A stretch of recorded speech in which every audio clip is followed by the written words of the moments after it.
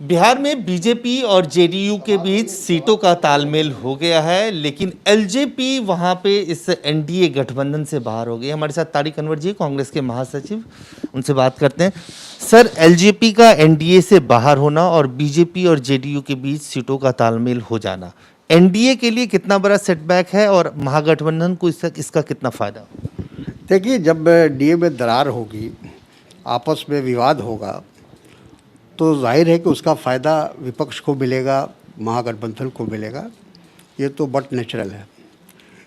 तो ये बात अब धीरे धीरे सामने आ गई है कि चिराग पासवान जी जिस तरह से हमलावर हैं नीतीश कुमार के ऊपर, तो कहीं ना कहीं इससे उनको शह मिल रही है। बगैर शह के वो ये काम नहीं कर सकते थे। तो इसलिए वो लोगों का अंदाज़ा यही है कि भारतीय जनता पार्टी एक प्रकार से नीतीश कुमार जी पर अंकुश लगाना चाहती है, और जो अभी तक वो बड़े भाई की भूमिका में है, तो उस भूमिका को समाप्त करने की कोशिश है। आप ये कह रहे हैं कि ये सब कुछ जो चिराग पासवान कर रहे हैं, एलजेपी एनडीए से बाहर हो रही है, इस सब के पीछे बीजेपी की एक कॉन्स्पिरेसी थ्योरी? बिल्कुल। देखिए, ये कैसे संभव होगा कि हम दिल्ली में एनडीए के साथ रहेंगे और बिहार में हम एनडीए के साथ नहीं होंगे, हम अलग से चुनाव लड़ेंगे? ये क्या संभव है? अगर भारतीय जनता पार्टी अगर इसमें हस्तक्षेप नहीं कर रही है, तो उनका मंशा साफ है कि ये विवाद और आगे जाए और नीतीश कुमार जी को कमज़ोर करने की कोशिश है।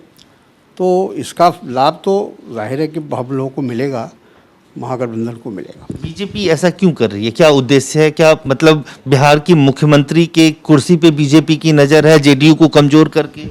उनको यही लगता है कि हम नीतीश कुमार जी को कमज़ोर करेंगे तो आने वाले समय में हमारी पार्टी बड़ी पार्टी बनेगी, और अगर ऐसी नौबत आई तो हम मुख्यमंत्री की कुर्सी पर उनकी नज़र है।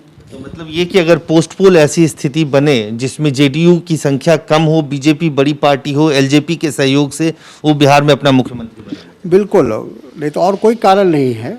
जिस तरह का विवाद खड़ा किया गया है, तो उससे साफ जाहिर होता है कि इसमें भारतीय जनता पार्टी की पूर्ण रूप से सहमति है, और वो उनकी कोशिश यही होगी कि किसी तरह से नीतीश कुमार को कम से कम सीट आए। इसका उद्देश्य ये भी तो हो सकता है कि जो एंटी इनकम्बेंसी वाली जो वोटें हैं उसको स्प्लिट किया जाए, उसको डिफ्यूज़ करने के लिए।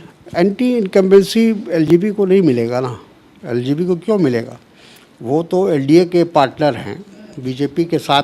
आज भी वो कह रहे हैं कि हम बीजेपी के साथ सरकार बनाएंगे।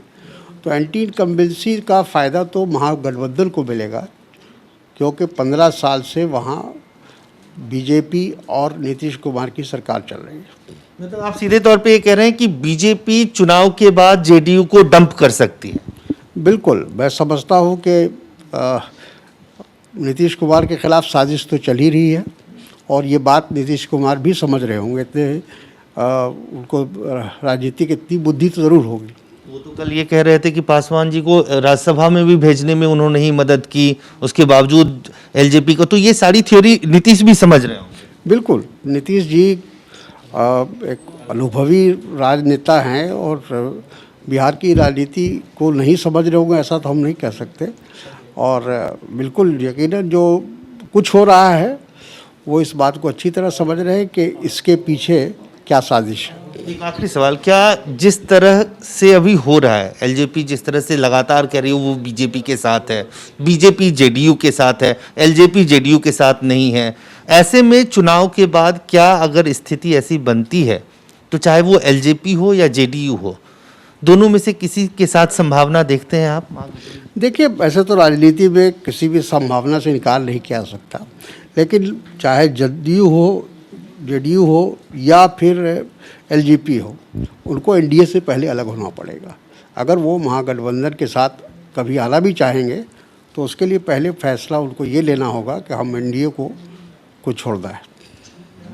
तो साफ तौर से तारिक अनवर जी का कहना है कि जो कुछ भी एलजेपी कर रही है, चिराग पासवान कर रहे हैं, दरअसल उसके पीछे एक बीजेपी की सोची समझी साजिश है, क्योंकि उनकी नज़र बिहार के मुख्यमंत्री पद पे है। कैमरामैन रफीक के साथ अजय झा, गो न्यूज़ दिल्ली।